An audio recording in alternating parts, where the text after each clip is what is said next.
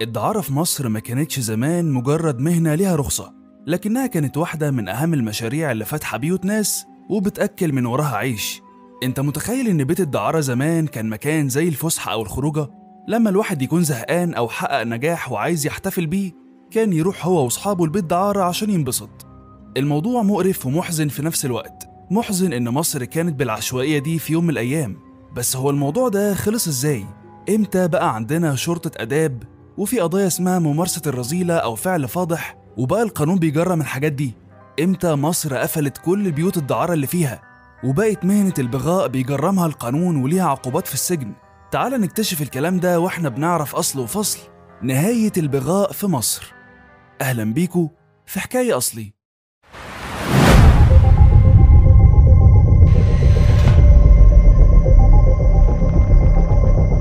حكاية أصلي، الحكاية من أولها. لو جاي من غمرة لباب الشعرية هتلاقي مستشفى على يمينك اسمها سيد جلال. مين سيد جلال ده بقى؟ الشخص ده كان صديق شخصي للشيخ الشعراوي وكان مقرب منه جدا، والشيخ الشعراوي كان متأثر جدا بالنموذج الملهم اللي بيمثله عم سيد، وكان بيذكره باستمرار في أحاديثه ويضرب بيه أمثال. سيد جلال كان يتيم الأبوين، جه من منفلوط وعاش في حي باب الشعرية عند خاله، وخد سلم النجاح من البداية، من أول ما اشتغل صبي عربجي لحد ما بقى من أنجح رجال الأعمال في مصر، وليه علاقات صداقة مع كل القادة السياسيين في مصر من قبل ثورة يوليو وبعدها كمان. الشعراوي حكى قصته في حوار مع الكاتب الصحفي سعيد أبو العينين اللي تقدر تبحث عنه بنفسك لو عايز، خصوصا علاقته الوطيدة بالرئيس جمال عبد الناصر وأنور السادات، وإزاي كان مداوم على نقد بعض تصرفاتهم، ولكن في نفس الوقت كان بيقدرهم ويحترمهم جدا، وكان شايف إن الناس دي مش هيجي زيها أبدا في مصر. واتكلم عن خطوته السياسية الأولى لما ترشح لمجلس النواب عن دايرة باب الشعرية وشال صندوق تبرعات حط فيه 5 جنيه ولف بيه على أهل الدايرة، وقال اللي عايز يرشحني لعضوية المجلس يتبرع بشلن. وكانت نتيجة التبرعات إنه أنشأ مستشفى باب الشعرية اللي بقت مستشفى جامعي دلوقتي، وهو نجح باكتساح في الانتخابات واستمر عضو في المجلس لأكتر من 50 سنة، وليه مواقف تاريخية كتير في المجلس بتأكد على وطنيته. أهمها لما بدأ في سنة 1941 حملة في المجلس لإجبار الوزارة إنها تلغي قانون البغاء اللي هو الدعارة اللي كان بيسمح بإصدار رخص للمومسات. وأقرب مثال على كده صورته السينما كان في فيلم حرب كرموز لما غادة عبد الرازق جاء اسم كرموز عشان تختم رخصتها، والموضوع ده تم تجسيده في أفلام ومسلسلات كتير، لكنها دلوقتي مش موضوعنا. المهم الدعارة نفسها كانت الدولة بتسمح بيها عادي في الزمن ده، والمومس مقتنع إنها بتقدم خدمة للشعب وإنها بتعمل وظيفة لها تراخيص وموافقة حكومية زيها زي المدرسة والدكتورة وأي وظيفة حكومية تانية. ولو أنت نزلت رمسيس وعايز تروح باب الشعرية أو العتبة لازم تاخد شارع كلود بيك، وفي الأربعينات اشتهر الشارع ده بممارسة البغاء، وسواء أجانب أو مصريين اترددوا على الليالي الملاح في محلات الدعارة المنتشرة فيه، واللي برضو كان ليها تراخيص، والصغير قبل الكبير كان يسمع عنها. وكانت أغلب الدكاكين القديمة الموجودة دلوقتي في الشارع بيقف فيها بياعات الهوا والقوادين بيشمشموا على أي حد ماشي ومعاه قرشين عايز ينبسط بيهم، وجيوبهم مفتوحة بصور للبضاعة اللي بيبيعوها اللي هي يعني صور بائعات الهوا. وعلى عينك يا تاجر. وكل بنت من البنات دي بيكون ليها دور في الاسبيتاليا عند حكيم حكومي بيكشف عليها ويكتب ليها تصاريح إنها تنفع للشغلانة، وده عشان يتأكد إن العاهرة مش حاملة لأي مرض ممكن يتنقل خلال العلاقة الحميمية، وبيصدق عليه اليوزباشي بتاع الاسم. تخيل إن مخازن الخردة والأجهزة الكهربية اللي موجودة حاليا في الشارع هي في الحقيقة حلت محل الساقطات. على كل زقاق وناصية وقفت واحدة بتتاجر بجسمها للي يقدر يدفع. تاريخ من الرذيلة محفور على كل طوبة في الشارع ده، يعني وصمة عار على جبين أهالي الدايرة اللي بتضم الموسكي وكلود بيك مع باب الشعرية. والموضوع ده كان مضايق سيد جلال ومش عارف ينام منه، لأن الكلام ده كان بيحصل في دايرته. ورغم إن الموضوع ده ليه تراخيص وقانوني 100%، لكنه فضل حاسس بالعار منه وشايف إنه حاجة حرام وعديمة الأخلاق ولازم يتم القضاء عليها. وكان ده شغله الشاغل في قعدات السمر بتاعته مع الشيخ الشعراوي في شقة الحسين، خصوصا وإن كل محاولاته فشلت لإلغاء الدعارة، لأن دي من الأساسيات اللي زرعها الاحتلال الإنجليزي، وقبل منه كمان من أيام دخول الحملة الفرنسية اللي طمست جزء كبير من الهوية المصرية. ورغم وجود كيان ديني ضخم زي الأزهر اللي حاول شيوخه مواجهة الرذايل دي، إلا إن الفتوى الدينية والتوعية مش هتحقق نتائج ملموسة، وخاصة بقى إن الأنشطة دي استمرت لعقود طويلة، حوالي قرن من الزمن، لحد ما بقت مصدر أساسي لعوايد الحكومة، وكمان وسيلة مضمونة للإلهاء المتعمد للشعب. فنالت الدعم من أنظمة الحكم المتعاقبة، بمعنى إنها كانت وسيلة التسلية الوحيدة اللي الشعب بيشغل فيها دماغه ويبعد عن قرارات الحكومة والسلطة. لكن عم سيد جلال بقى فكر في تدبير طريقة جديدة للقضاء على ترخيص الرذايل، وده بعد 6 سنين من جولاته في مجلس الشعب. فاكتشف إن اللي في إيده الموضوع ده هو جلال فهيم باشا، وزير الشؤون الاجتماعية في الوقت ده سنة 47. فدبر فيه مقلب معتبر. اللي هو إيه بقى المقلب ده؟ أقنعه عم سيد بزيارة مشروع خير كبير تحت الإنشاء بالدايرة، وبعت له حنطور خصوصي عشان يوصله من بيته لحد المشروع، وخط سيره معروف، هيمشي من شارع إبراهيم باشا اللي هو الجمهورية حاليا، عشان الأهالي يشوفوه ويخرجوا لتحيته ويشوفوا قد إيه الوزير متواضع وبيحضر المشاريع الصغيرة بنفسه.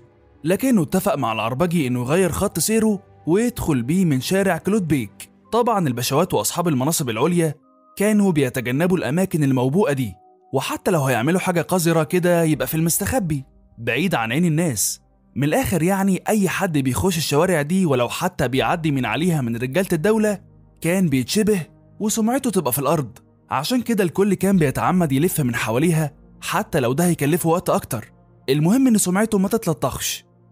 الوزير كان عارف اللي بيحصل في الشوارع دي، لكنه ساكت لأن زي ما قلت مفيش حاجة وحشة حصلت منهم، فخليهم ياكلوا عيش.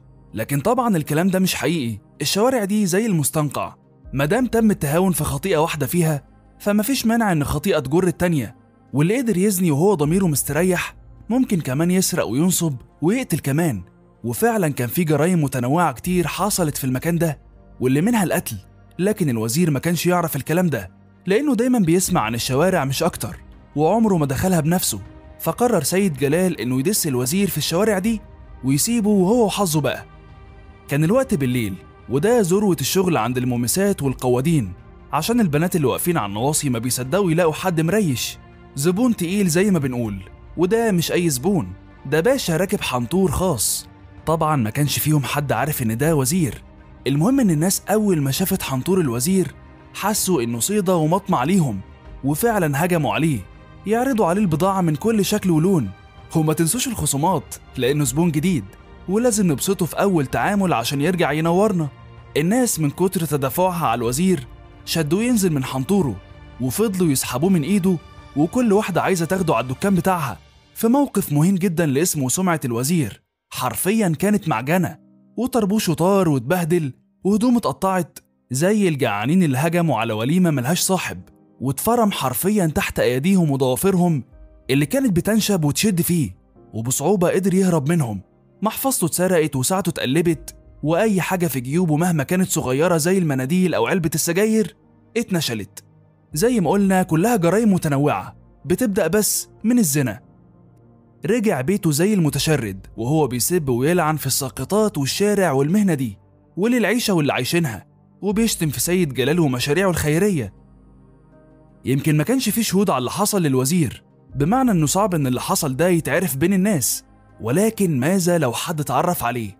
ساعتها مش بس هيخسر مكانته في الوزارة، ده ممكن يخسر اسمه وحياته كلها. عشان كده قرر انه يبادر باخذ القرار وينهي الموضوع قبل ما هو اللي ينهي عليه. وبالفعل بعدها بكام يوم اصدر قرار بوقف كل قوانين البغاء، وشطب كل الرخص الحمراء، ومنع مزاولة المهنة دي وجرمها، وقفل كل محلات الدعارة المعروفة، وقدم توصية لإقسام البوليس في متابعة النشاط ده والقبض على كل اللي بيمارسوه ومطاردتهم. وتم عمل قسم جديد في جهاز الشرطة المصرية واللي هو قسم الآداب العامة. وبعدها راح عم سيد جلال لمكتب الوزير، ولما دخل عليه وشافه ما قدرش يمنع نفسه من الضحك. كان بيضحك لأنه عرض موضوع وقف الدعارة ده من زمان على الوزير، لكنه كان بيرفض في كل مرة بحجة إن الموضوع مش في إيده. وأخيرا الوزير وافق أهو، لكن مش بالتراضي، ده بعد ما جرب العين الحمراء. والوزير متغاظ منه، ولكن عم سيد مسك نفسه أخيرا وشكر وقال: انت عملت عمل عظيم بمنعك للدعارة، والتاريخ هيفتكر ده ليك دايما. وبعد كده حاول نائب برلماني من اسكندرية انه يرجع الدعارة مرة تانية، وقدم فعلا ملفات في مجلس النواب لدراسة المشروع من كل الجهات، وطالب بوجود بيت دعارة واحد على الأقل في كل محافظة. عشان قال ايه؟ خايف على الشباب من الأمراض السرية والكبت، وإن دي مطالب الشعب ولازم نراضيه. لكن سيد جلال وقف في مواجهة الرجوع تاني للعصر ده، وقاد حملة كبيرة من نواب ضد المشروع، وقدر يصد الكلام ده عن التنفيذ. ووقف في المجلس يخطب، وقدم دراسات وتقارير بالأرقام عن انتشار الأمراض السرية والجرائم بسبب ترخيص البغاء، واللي بتوضح زيادتها في البلاد اللي بتسمح لشعوبها ممارسة الرذيلة. وفي النهاية توجه بكلامه للنايب اللي عايز يرجع الأنشطة الملوثة دي، وقال: لو سيادة النايب عايز رجوع النشاط ده يتبرع بتقديم بنات أسرته عشان يكونوا نواة لبداية المشروع. طبعا الكلمة دي أحرجت النائب جدا، وساب الجلسة في نصها. ويقال كمان إنه قدم تنازل عن كرسيه في المجلس. الشيخ الشعراوي طلب من سيد جلال يدون مواقفه في مجلس النواب، وإنه إزاي كان بيحارب قضايا فساد كتير، مش بس البغاء، لكن بيحارب الرشاوي والإرهاب والإهمال والتلوث وغيره. وقرر الشيخ الشعراوي إنه ينزل المواقف النبيلة دي في كتاب عشان تستفيد منه الأجيال اللي جاية. السؤال هنا هو إزاي شارع كلود بيك كان فيه وباء جنسي بالشكل ده؟ بين يوم وليلة كده تحول المكان ده لغابة موبوءة. واللي ما يعرفش مين كلود بيك ده، فهو اسم الدكتور اللي أنشأ أول مدرسة للطب في مصر، وكانت في أبو زعبل بعد ما وكله ولي مصر محمد علي بالموضوع ده. فتخيل يبقى ذكرى الطبيب مرتبطة بالمرض والشهوة والفجور، قمة التناقضات. وبكده كانت نهاية البغاء في مصر، وعرفنا إن دور سيد جلال يستحق التقدير أكتر من إن الحاجة الوحيدة اللي تبقى باسمه هي مستشفى صغيرة، وإنه فعلا واحد من اللي غيروا مستقبل مصر بالكامل.